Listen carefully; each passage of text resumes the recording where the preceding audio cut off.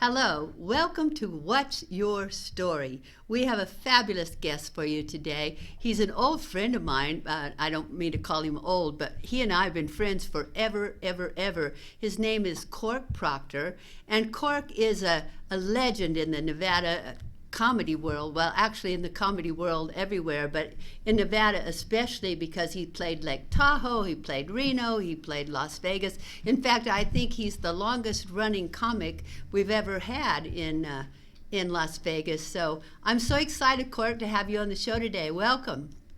Thank you, Judy. It's nice to see you. And we go back to the tennis club and John Miller. That's how far back we go. There, probably in the 60s. Oh, yeah, for sure. And now you're living in Cuenca, Ecuador.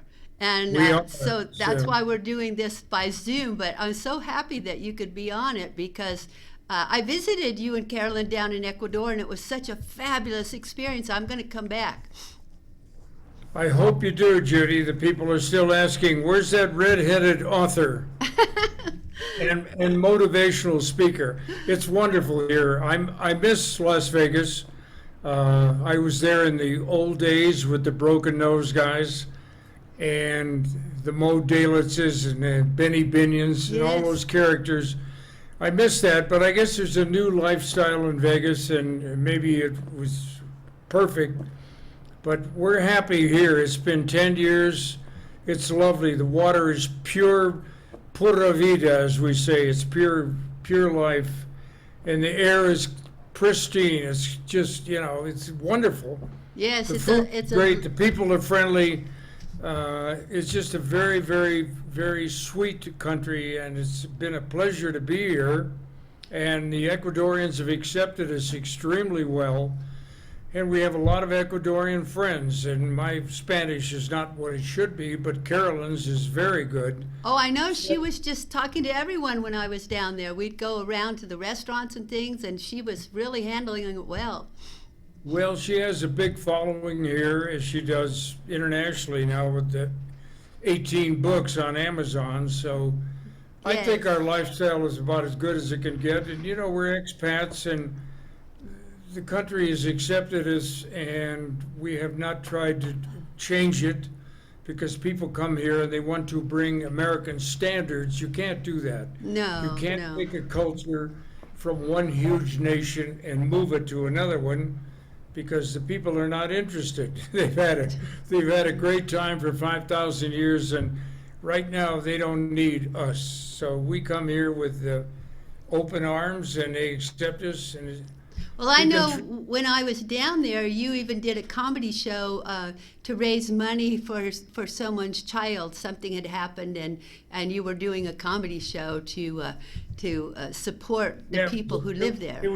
It was a benefit for a young man named Frank Gonzalez's son, and Frank's son was born with some serious impairments. He can't hear, he can't speak, and so. As anybody, show business, as Shakespeare said, all actors are born to do benefits. So the good thing is it came out well, and we had a great time, and the little boy's doing fine. Oh, that's good to hear. Since had another child who is not infirmed. He doesn't have anything wrong with him. So May 7th, talk about this. So we're, I don't know. I'm going to be 90 very shortly. Oh my goodness, I can't believe it. I can't either. The people that knew me said, you'll be gone by 50, the way you're living. Well, you were, as I remember, you were pretty wild. Let's talk about you for a minute and your career, because you started out as a musician. You were a drummer, I believe, in a group called the Winners. Is that right? Yeah, that was at Harold's Club. I was in Nevada for 60, 70 years, and then after my first marriage floundered, my fault, thank you, I moved to Las Vegas and decided I wanted to be a comic, and I was already in my late 30s, which is really late. Oh, yes. People we know from Vegas, such as great comic Pete Barbuti, been a friend for 60 years. Pete started really young. He was in his teens when he started. Now he's back in Las Vegas working. It's great. I'm very happy for Pete. And Well, He's been a mentor. you worked with some of the greats, didn't you? You worked with like Jack Benny, and I know that you and Phyllis Diller were quite good friends. I think I made a note of some of the other people that you worked with here. Well, there were a lot. It sounds corny, but one time Kenny Rogers was a good friend. I met him in Dallas, Texas when he was 18 years old. And Kenny said, "Now my life is a blur." I know it sounds funny. That but sounds it's like a good book title. Yeah, it's fast forward. So I'm being handed something. He says, "Talk about the book?" Yeah, we've got the book right here, your book. This yeah, one, Rim Shot. Anyway, some of the people that mentored me were great. Rowan and Martin, Dick Rowan, Dan Martin, or Dan Rowan and Dick Martin, I'm sorry. One night I was playing drums with a lady named Kay Stevens in Reno in 1959, and Dan Rowan of Rowan and Martin fame came over. He was cleaning out his pipe, and he said, as he tapped his pipe, he said, "Young man, I don't know who you are, where you're from, or what you do, but you're way too funny to be a drummer." And that inspired me because I had no self-esteem, no confidence. I was 28 years old. I didn't know anything. I'd never been anywhere. I was a wannabe, a real wannabe. So with those kind of people that came up and gave me encouragement, the Jack Bennys, the George Burns, and the people like that I met over the last 50, 60 years, I think it really helped. And if you don't have any self-esteem and you don't have a good image of where you want to go and what you want to do, when a guy like that comes along that's a megastar and very successful and says, "Hey, you can do this, just climb on board and there's room for you." Jackie Gale told me that. Come on, there's room for everybody. I said, "Okay." Yeah. So I've had a you great run, actually, Judy. I've been you very, actually, very, very fortunate. yeah, oh yeah, and you actually opened in some of the showrooms for the Supremes, for Donna Fargo, for Captain and Tennille, and for my favorite group, Lee Greenwood and Mel Tillis. I had great moments in Harrah's in Reno and in Vegas. And a footnote, this is funny, I'm probably the only comic that was ever fired from 5 major hotels in Las Vegas, Nevada. So I hold that as a banner of truth, And, well, what did you do to get fired? I said, I didn't talk about anything bad. I just said that the management was not what it ought to be. And when you do those inside jokes about management, yeah, they don't think it's so funny, do they? no. I was on the road for a long time. I was in Clearwater Beach, Florida, and Panama City, and Well, you worked cruise ships before, didn't you?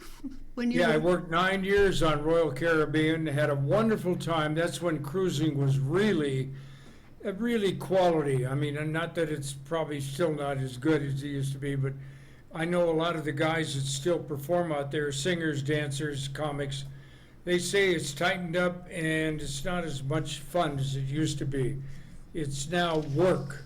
When I was there for 9 years in the Bahamas and Aruba and Antigua and all those romantic islands, we had great times. It was sex, drugs, rock and roll, and great cruising. So I worked with great acts out there, wonderful acts on the ships. Yeah. And it changed a lot. I don't mean to beat up the ship industry, but they kind of cut back on everything, the buffets and the entertainment. Right. And then pretty soon you're flying from island to island in a monsoon. And I landed at Antigua one night, and I walked into the restaurant, and you're not supposed to charge too much when you're working on the ship and you have to lay over in an island.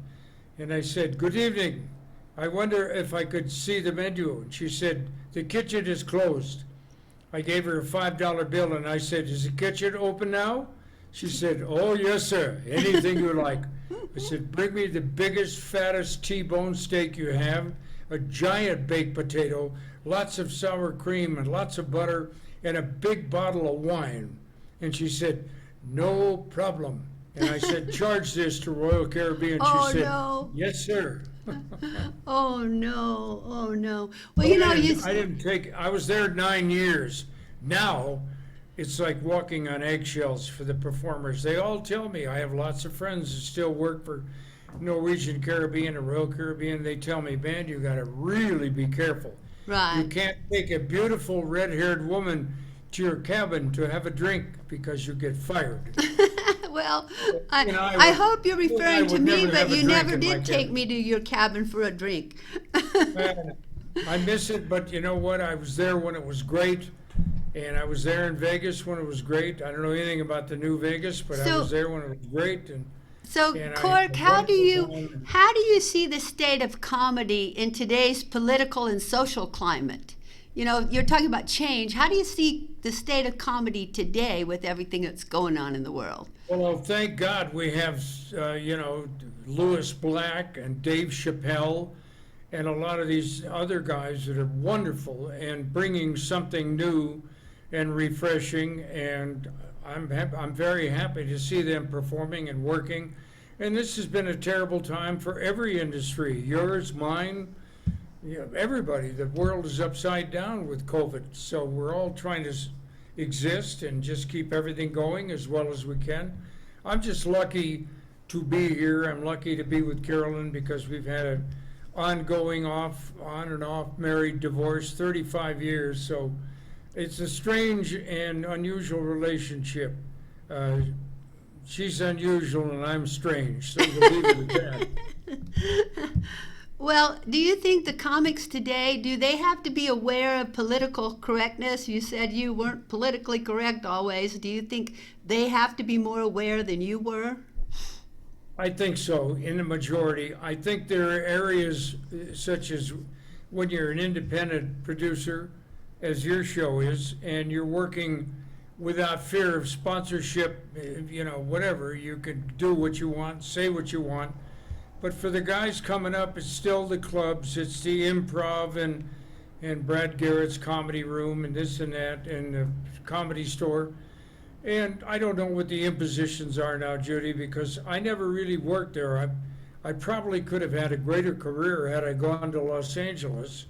But as Pete Barbuti and Peter Anthony, the late Peter Anthony, and we used to talk about that with the comedy magician Barry Lee, and we all decided we wanted to stay in Vegas because it was happening. There was excitement. Every hotel had a 30-piece orchestra with strings Yes. and a lounge for singers and comics and so on. Well, as I understand it now, it's pretty much not that way. Well, and you were really considered a star here in Las Vegas. I remember because when I knew who you were, oh, I'm sorry, my voice is going. When I knew who you were, I was always kind of in awe. And Try when you would talk, try not to cry. Try not to cry in the middle of this. It'll make me look bad. well, do you think that? Come on, forget about that. I was just a guy working. I was divorced at one time with 2 children that I supported that are now doing really well in California. But, you grabbed what you could then. I worked everywhere. I got fired from the Silver Slipper. I got fired from the Marina. I got fired from the Hacienda. Paul Loudon said that I was terminally late. I was never late, Judy. I'm a professional. I showed up on time.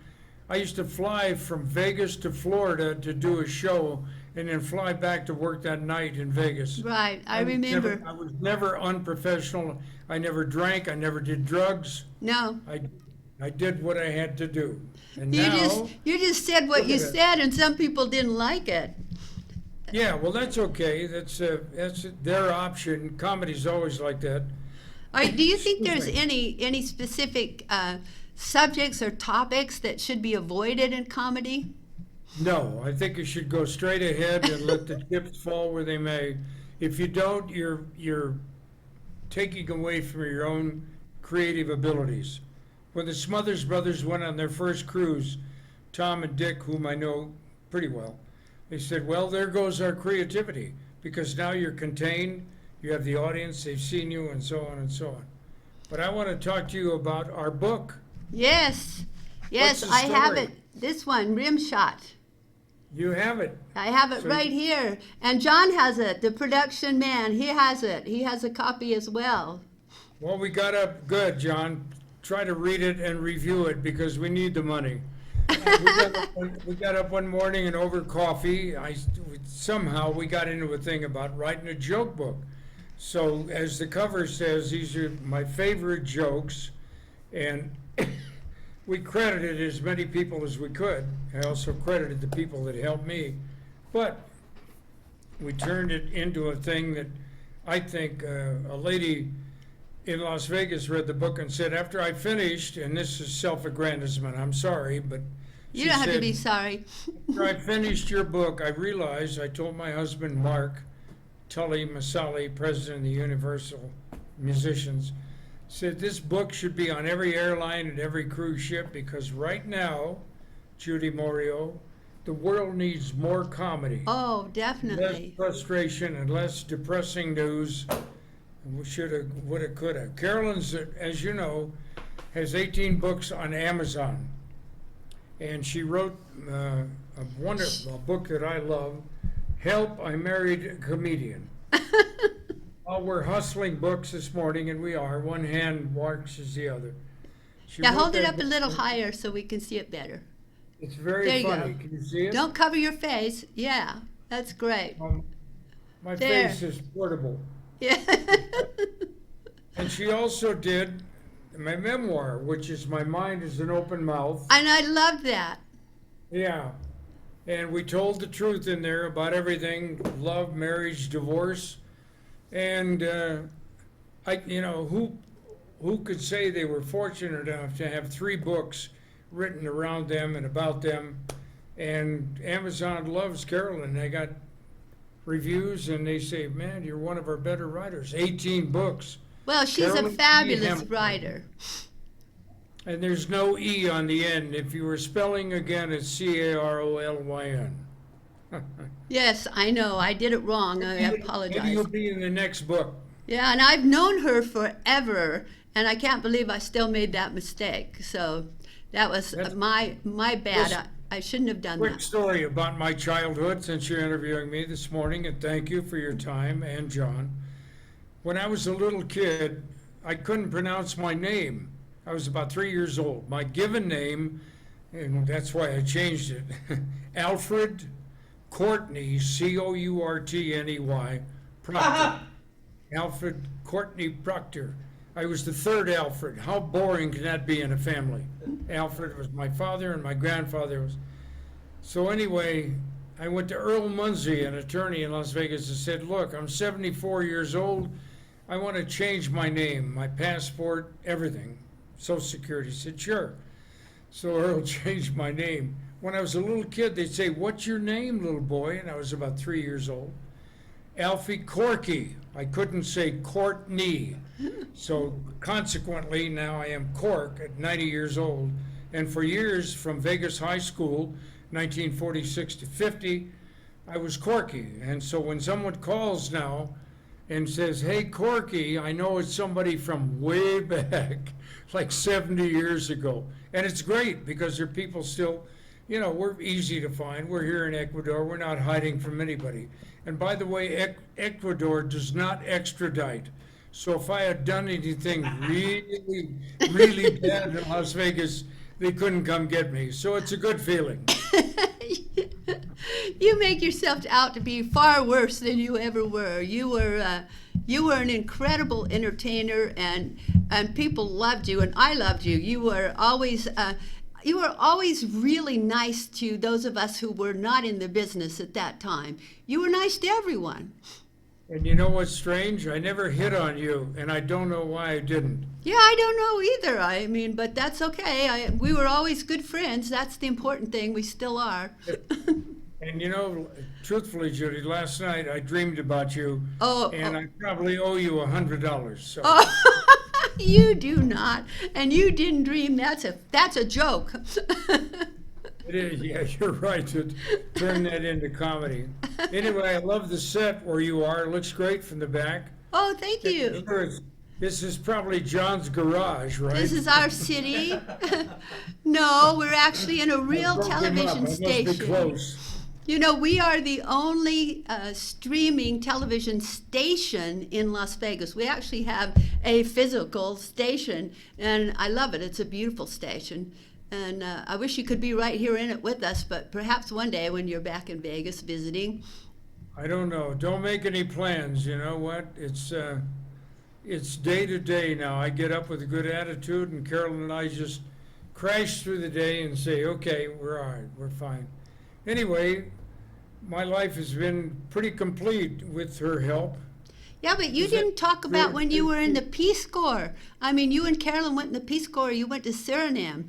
You didn't- I've done some really extreme stuff. I was 66 years old, entertainment director for Michael Gaughan of 3 hotels, and I got up one morning and I looked in the corner of the kitchen and there was a case of Stolichnaya vanilla. And Carolyn said, we're drinking too much, or you're drinking too much. So I went to Michael Gaughan, who's a great guy who treated me well and gave me a wonderful job, and I enjoyed it for a while, and then I hated it. And I said, Mike, I'm joining the Peace Corps. And he said, you're what? I said, I'm joining the Peace Corps. He said, aren't you a little old to be a volunteer? And I said, yeah, but I need something redeeming. So Carolyn and I are going, and they're sending us to Suriname, formerly Dutch Guyana. And we wanted a country that spoke Spanish, but of course they speak Dutch. So we were there. I stayed a year. I had a conflict with the country director. I've always had a conflict with somebody, including my mother and father and Carolyn and everybody. So I went home, and Carolyn stayed 2 years. Now that's a good sport, when you can leave a 6-foot-tall, beautiful woman in the jungle for an extra year. I said, well, I'll come and see you, and maybe you can come to Vegas. But the cap for the story is when she came home, I threw a party with 70 people, and she didn't know it. It was a surprise. And the look on her face when she walked in our 900-foot garage and saw those 70 people, she teared up. It was really worth the effort. It was wonderful. It was really hard to coordinate because people were, where's your house? Well, we live on 8811 Haven. Well, where's that? And I'm on the phone, and she's sitting next to me, and she just came from Suriname, and I'm trying to organize this party, and it worked out great. It was wonderful. It was the culmination of 2 years of off and on, being there and not being there. I loved the Peace Corps. I'm not sure I did anything, but I guess we did something. Yeah, I guess you did. You know, Dick Clark once said something really interesting about you. I wrote it down here. Dick Clark said, sit up, take a deep breath, pat down your hair, and straighten your tie. Cork Proctor is known for playing with the audience. And you always have done that, haven't you? Dick Clark was a wonderful man. He was good to everyone. I miss him. I miss him like he was my brother. He was great to me. He picked me out of the Marina Hotel, made me the warm-up guy on NBC's Dick Clark Live, which if somebody wanted to pull it up, Judy, it's On YouTube. December 29th on YouTube, December 29th, 1979, NBC, 29th of December, 79, and I'm performing in my usual, I don't care, nonchalant attitude, and my girlfriend is in the audience, and I'm doing bits with the audience, and the girlfriend turned out to be Neil McQueen, Steve's ex-wife. Oh, my goodness. If you ever want to see something pretty funny in front of 13 million people, there it is. Is that And where I you... didn't fire, Dick Clark did not fire me. Oh, well, that's good to know. He must have liked you a lot, huh? We were great friends, man. It was beyond show business. And he and his lovely wife, now widow, Carrie, they were really great people, and they treated me so well. I mean, you can't go through life and take these people for granted, as you know. There are people like John that will step up and do something and give you a push, as many people did, and say, come on, you can do this. Get up here with the big dogs. There's a fire plug up here for you. So I've been very lucky. I've been twice blessed, and I have 2 great daughters, and they're in LA and doing great. And I have friends such as you, And I think I am really, really blessed. Well, I think we're blessed to know you too, because you've been a dear, dear friend, and Carolyn I absolutely love.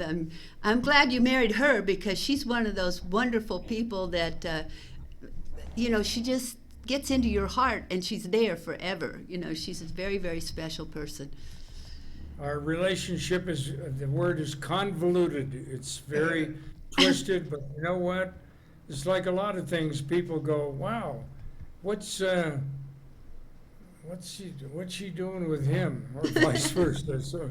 So it's when Lyle Lovett married Julia Roberts, what is going on there?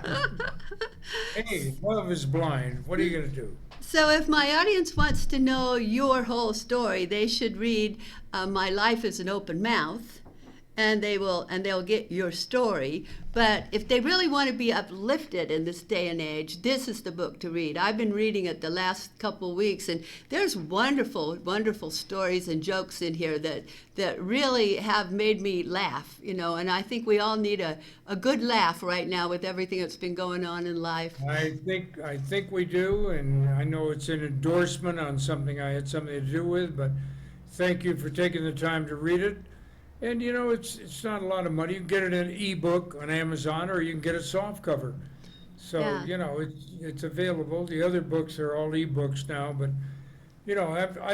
I go back to my statement. I've been very lucky, Judy. I'm very fortunate. I have good health, a little bit of an impairment with walking, my balance, but outside of that, and my eyes are not what they used to be, but I feel good, and I think attitude, quite honestly, I think attitude is about 80% of it. Oh, I totally agree with you. I totally agree Well, with you.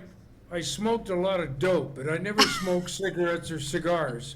In fact, my first cigar was when Carolyn and I went to Cuba 2 years ago, and she organized a tour, and 12 of us went to Cuba. We had a wonderful time in Cuba. They treated us so graciously, the food, the lobster, everything was great, and it's a wonderful little country. And I'm just sorry that it doesn't get connected better than it was, because Castro's done a lot of harm. But I love Cuba. I go back there tomorrow morning. In fact, we're hoping for another trip while I'm still here. But I think the travel in my life, Judy, the 60 countries that Carolyn and I visited, exotic places, and we went to Thailand. And of course, the day we got there, the tsunami hit. Oh no, I didn't know that. What happened? I said, well, we like excitement, so we like to go to a place where there's a tsunami. We could see elephants running away from the ocean. Oh my goodness, I had no idea that you were there during that time. Cork, we're running out of time, but I wanted to tell you I really, really appreciate you doing the show. It's been great to see you again. I always miss you guys because you're both such wonderful people, and I enjoy being with you. And we'll tell our audience to be sure to go to Amazon and get your books, and to get Carolyn's books. Her name is Carolyn Hamilton, and they can pick up her books there as well. So thank you, thank you, thank you. Thank you for your friendship, and thank you for your time, and thank John for the use of his garage. Thanks, John, for the use of your garage. And thank you to my audience. So much appreciation for you being here with us. And I know you enjoyed meeting Cork, because he's a fabulous, fun person. So join us again next week. Ciao.